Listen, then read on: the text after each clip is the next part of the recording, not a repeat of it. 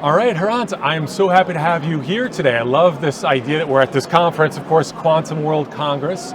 There's a lot to talk about. There's a lot going on in this space. But first and foremost, I'd love to hear a little bit more about your backgrounds and what led you to here.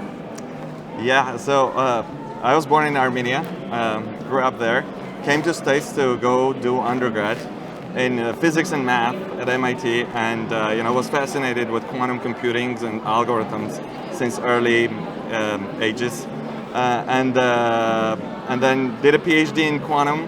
Have been in academic side of quantum computing, and a year ago started a company looking into how quantum computers will revolutionize different industries, will disrupt the way society works now, and the way we do things like developing drugs, or coming up with new batteries, and developing new security systems. That's amazing, and an amazing background as well, my goodness. So one of the things that sort of jumped out at me was we're sort of having a moment. I mean, quantum's been talked about for quite some time. I've been talking about it myself just on a very low level for the last 8 years or so, but it's starting to take off a little bit. Why is this the next great emerging space, do you think? Yeah, AI got a lot of hype recently, which is justified, a lot of interesting things. With quantum, I think it's going to be even more powerful when it works out, just purely because of it's a completely new paradigm of computing. So we're doing computing in atomic scale. The laws of nature are completely different in atomic scale. They allow things like superposition and entanglement. If you can control and do computations at that scale, this kind of can exponentially harness our computational power to simulate nature, to solve hard problems. So this will disrupt many fields where computation is relevant, which is most of our life. But the paradigm of new computing paradigm is the key. That's like, this is nothing we have seen. Quantum has been used in many areas of like modern computing, but to actually do computing in that scale is what was remarkable. And the hype is related to tremendous progress quantum hardware companies have made. Companies like IBM and Google, who pioneered the superconducting chip technology, IonQ, which is building computers based on trapped ions, which is also quite remarkable method for storing and operating on information on a ion scale. Yes. And we are close to a point when quantum computers would actually be scaled enough to be very useful. So are you seeing a lot of companies of the bigger size, large kind of enterprises, corporations that are buying their own machines at this stage? So they are developing their own R&D. So basically what happens, they go to researchers who have done in little labs with small amounts of money, playing around with quantum hardware, and they say, hey, this might be the next biggest technology, building quantum processing units. But it requires huge investment to scale and actually test it. So that's how Google started, that's how IBM has been working on scaling. Original work came from research universities and work of academics, but now it's being very high scale engineered with much more sophisticated material design and cooling systems and control systems to actually do something useful on these devices and reach to qubit numbers that are actually practically useful for corporations, for pharmaceutical industry, banking, and many, many others. I saw at the Cleveland Clinic, actually, they purchased an IBM 127 qubit, right? That's right. Machine. Yep. But I'm like, are they using a cloud-based version, or do they actually have the stacked machine? That's a great question. There are both options available. We actually use ourselves. We develop algorithms for various use cases. We use in the cloud. Okay. We connect to IonQ device or IBM device. So some of the companies offer actually the machines that you can take it and put in your data center. It's not very different. Like, I think, some of the machines are could take up half of a room. These are early years of computing, but it's nothing unheard of from a quantum data center point of view and adding quantum machine. So if I'm not mistaken, Cleveland Clinic actually purchased the real machine. That's amazing. So I think they actually have data centers and they have real machines. That a lot of the work that goes into it is R&D teams on those companies, in these companies, look at different use cases, doing experimentations with those machines, and discovering use cases, because those are they operate in a different way of programming and different ways of solving problems, which is very emergent. So their experts have to be retrained how to develop quantum algorithms, play around with those devices, and the quality of the devices slowly is getting better. So I think you can solve better and like a better different problems. Yeah, no, it's amazing to see that sort of change. All right, before we get into your company, BlueQubit, I'd love to hear a little bit more about something that I've read about that I think you've talked about or touched on in the past, and that is the Sycamore wormhole. Mm-hmm. So I think is it Google basically, Sycamore uses like, is that the device? It's a superconducting chip. They call it Sycamore. It's a 70 qubit chip. So 70 qubits are in a quantum processor. So some researchers, hypothetically, maybe a year and a half ago, thought that they did a transfer of data through a wormhole, correct? So it's almost like, I think about the old school, taking a butterfly, turning a butterfly from this, and then turning into a bit, and then having a butterfly come out the other side.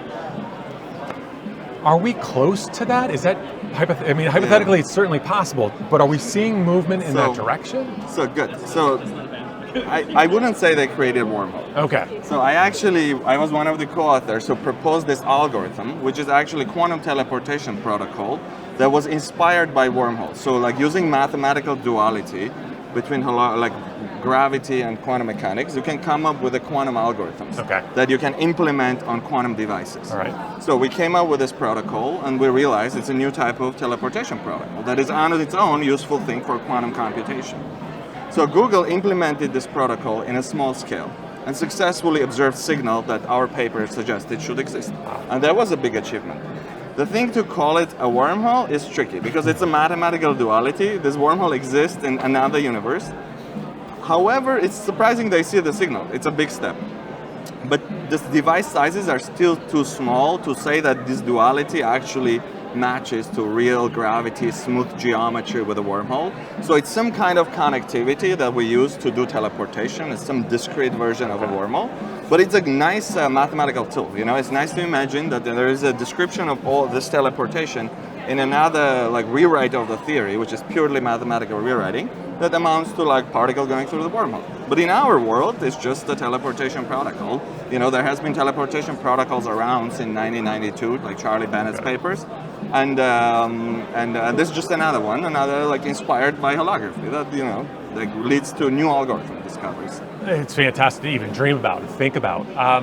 As we start to look into this space a little bit further, one of the things that I've been trying to figure out is it's extraordinarily expensive right now. Mm-hmm. It goes back to when I was a kid and chips were fairly or very expensive, and then they became less and less expensive. I always talk about the exponential growth of technology and how it becomes cheaper, and at some point you democratize technology. Mm-hmm. So what is your vision on this? And maybe as it relates to your business, to your company, how does this all come together? How can we get other people and other smaller businesses and organizations, nonprofits, government agencies to tap into this without that huge expense? Yeah, absolutely. One of the challenges is these devices take a lot of R&D funding, and they're very expensive now, like early stages of GPUs and CPUs. So one solution is what BlueQubit was started with a mission to try to push algorithm development using classical devices that are available by building quantum simulators that are really fast and efficient. So we use GPUs and CPUs to mimic quantum computers, and then you can, if you have an interesting use case in pharmaceutical or teleportation protocol or like trading algorithm for finance, you can actually try it first on a simulator. It can go up to a certain number of qubits because it gets exponentially costly, right? So we can simulate up to 40 qubits, for example, algorithms, and benchmark it. You can test whether your algorithm works or not. And understand at what limits it works, how it can be modified. And once you're confident that this is the way the solution should work, then you can really run it on a quantum device, which has additional issues of noise and stability, but those are things that will be solved in a long run. So our mission is to make easy to develop algorithms to write quantum applications and run it on the GPU, which mimics to be a QPU, which is mimicking being a quantum computer. And I personally think it's going to be long time until we get to really fully scaled, stable, accessible quantum computer. So it's going to be a long era of hybrid quantum computers where you will do some of the job in GPU, some in the QPU, or simulate the QPU and train your ML model and then run it on a QPU a single time because it's so expensive to run it many times. With this said, the cost of accessing quantum computers is also going down as well, given like so many players and competition between them. You know, IBM is starting to offer cloud services. AWS Bracket, we work with them pretty closely. They are hosting different quantum platforms. Some of them are extremely expensive but to access, but some are much more reasonable. So after you're confident your algorithm is interesting, it's worth the experiment to actually run it. And that's very positive. I love hearing that. There's so much change happening, and it's happening at such a rapid pace. It's amazing to think about. One scary thing that I always like to bring up or discuss, because I think it's important for people to start to think about, is how far are we away from like truly having quantum safe encryption, such that, I mean, there is encryption that I think people have right now that's quote unquote quantum safe, but a machine that actually could crack some of the normal encryption that we see, whether it be a bank or otherwise, blockchain-based pieces. Yeah, so the whole quantum computing algorithm space exploded with a Peter Shor's paper in 1994, how to break RSA encryption with a quantum algorithm. He was actually not even a quantum physicist, he was a number theorist who heard about this new paradigm of computing that you can actually do gates and qubits, and he was like, oh, if you are allowed to do this, you can break modern cryptography with this algorithm. And then that enabled people to start like scaling, actually taking quantum computing very seriously. So RSA is one of the main classical 256, classical encryption used widely for military secrets, for financial secrets. And you know, it's a great risk if some bad power like acquires a quantum computer fast.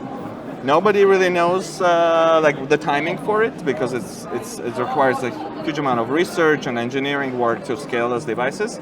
But I think there's something people should be aware of. But there is a solution.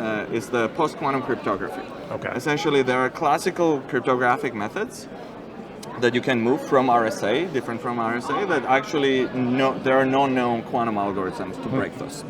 And you know, NIST is present here, National Institute of Standard and Technology. They have developed recently like a classification of different post-quantum protocols, and they have like internal process of pushing industry as well as defense to move to post-quantum cryptography before anybody else acquires such high-powered quantum computer. Okay. So it's a real risk given our cryptography currently, but it's something we can mitigate with the correct estimates of the. Yes, I think so far we're safe, and it's not the first time. Every time there's like a new technology, it breaks the old cryptography, then we come up with a new cryptography. So I don't think it's the end of the world.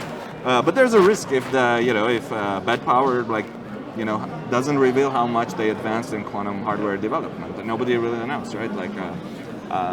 No, it's wild to see. No, it's fantastic. Okay, so maybe the last question I've been curious about. So I was at MIT not long ago when, just before, or actually just at the time when Geoffrey Hinton resigned. It was sort of a big thing because then it got to all sorts of press everywhere around the world. People were talking about it. Resigned from Google AI and was basically like, hey, I am now officially worried about how fast AI is moving, and I want to warn people. So I'm kind of curious, what's your perspective on that, especially with the background that you have in this space behind the mechanics of the machines and the quantum computing and all of that, and then you applying that algorithm layer of AI. Yeah. Are you concerned about this at all? So general artificial intelligence? Yeah, absolutely. I think we have to start worrying about it and regulating it. It is an unleashed power, and it should be regulated by the proper governing agencies, because otherwise it could very quickly get out of control. The thing is, like with AI, there's limitations because we're still using like classical computing. Quantum is going to make it even more dangerous because we're entering in an era where you can train the models much faster or train even bigger models. And given that we don't really understand why these models work fundamentally, AI is very different from theoretical physics where you can build the logical pieces and understand the flow. Here, the machine is doing something, we just feed the data and it's learning patterns that humans have trouble learning, or better than humans at certain things. And definitely, I think it's a big risk. I am more for more regulations on AI, on deepfakes, like how to check whether certain content is AI generated. I'm not so much worried about AGI. Okay. I think that is something that's, we're not like, ChatGPT is an excellent tool. And I'm sure you enjoy using it, and sometimes I enjoy. I think it's a great tool, but it's nowhere close to like a human level. You still need to guide it. Like the high-level decision making needs to be done still by a human, and I don't think we have any AI model architecture that can like replace that part. That's why I'm not so concerned about that. But things move fast. Every next generation of technology moves faster than the previous one. So. To that point, even OpenAI has leaked a few different things saying that they have found internally been able to do it. So they have AGI internally, and it's a matter of whether or not they're going to release it, which I know, right? It's one of those things that we'll see. We don't know if we really want to see it. The other part, just to follow up on, is the regulation component. I have racked my brain about this one, and I've talked about it with a lot of people at this stage.